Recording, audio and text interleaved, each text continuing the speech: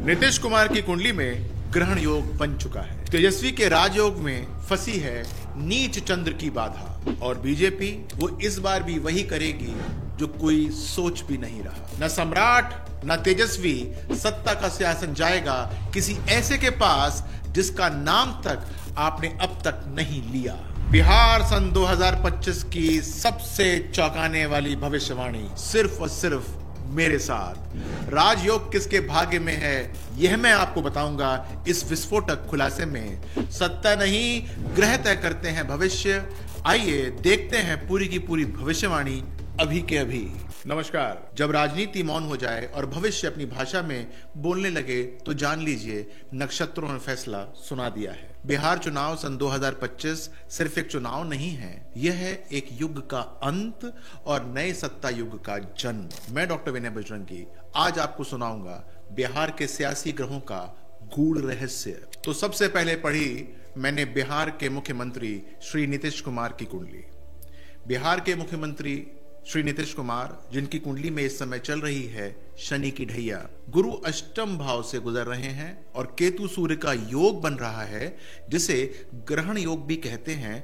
राजयोग तो है लेकिन ग्रहण योग भी है। इसका अर्थ क्या होता है? शक्ति क्षीण हो रही है, सत्ता पर पकड़ ढीली हो रही है और निर्णयों में भ्रम पैदा हो रहा है। यह ग्रह स्थिति सिर्फ राजनीतिक अवसान नहीं बल्कि स्वास्थ्यगत और मानसिक थकान की ओर भी इशारा कर रही है। नीतीश कुमार का सूर्य अस्ताचल की ओर है और बिहार के सिंहासन पर सन्नाटा गूंजने वाला है। अब मैंने उठाई तेजस्वी यादव और गठबंधन की कुंडली। इस पर नजर डालते हैं। तेजस्वी यादव की कुंडली पर राहु पंचम भाव में यानी युवा और शिक्षा वर्ग में अपील है, लेकिन चंद्रमा नीच अवस्था का है। मंगल शनि का द्वंद योग राजनीति में अस्थिरता बता ही रहा है। गठबंधन की कुंडली और भी विचलित करने वाली है। भीतर ही भीतर मंथन और संघर्ष जारी है। तेजस्वी का जनाधार मजबूत हो सकता है लेकिन गठबंधन की गांठें उन्हें अकेला छोड़ सकती हैं। इस कुंडली में राजयोग मुझे अधूरा नजर आता है। इसके पश्चात मैंने कुंडली देखी प्रशांत किशोर भाई साहब की।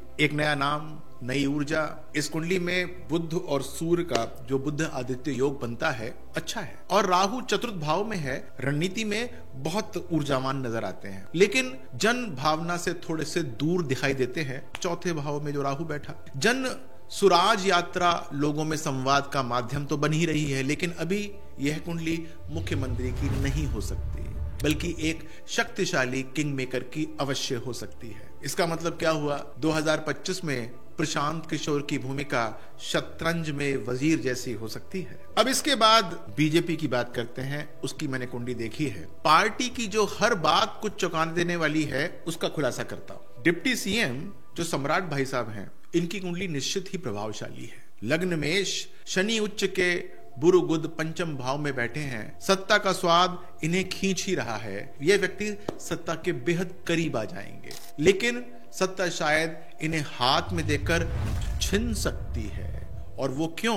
क्योंकि बीजेपी की पार्टी कुंडली में बृहस्पति और सूर्य मिलकर एक गुप्त राजयोग बना रहे हैं। ऐसा योग जो बताता है कि पार्टी इस बार भी पारंपरिक चेहरों से हटकर एक अकल्पनीय नाम को सामने लेकर आ सकती है। बिहार 2025 में मुख्यमंत्री वही बनेगा जिसे आज कोई भी गंभीरता से नहीं ले रहा है। तो भाई मैंने जब ये चारों कुंडलियों का समावेश किया और इनको इकट्ठा पड़ताल किया तो मैं कुछ बातें बताना चाहता हूं। राजनीति की चालें आंखों से नहीं नक्षत्रों की चालों से आपको समझनी चाहिए। बिहार में 2025 का चुनाव नहीं, यह ग्रहों की लड़ाई है जहां जीत उसी की होगी जिसकी कुंडली में वक्त का सहारा है। नीतीश का सूर्य अस्त है, तेजस्वी का राजयोग अधूरा है और बीजेपी अपनी चाल से सबको चौंका देने वाली है। यही है ज्योतिष की भविष्यवाणी, यही है राजनीति का अदृश्य खेल जो मैंने पढ़ा है।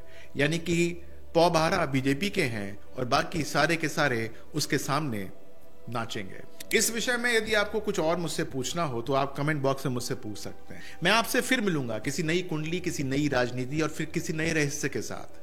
लेकिन तब तक याद रखिएगा, सत्ता बदलती है लेकिन ग्रह अपना असर छोड़ जाते हैं। अगर आपने अब तक मुझे सब्सक्राइब ना किया हो तो कर लीजिएगा। कमेंट अवश्य कर दीजिएगा ताकि मैं कमेंट का आपको जवाब दे सकूं। और हाँ, एक बात और, क्या आपकी कुंडली में राजयोग है? आइए मैं आपको बताता हूं।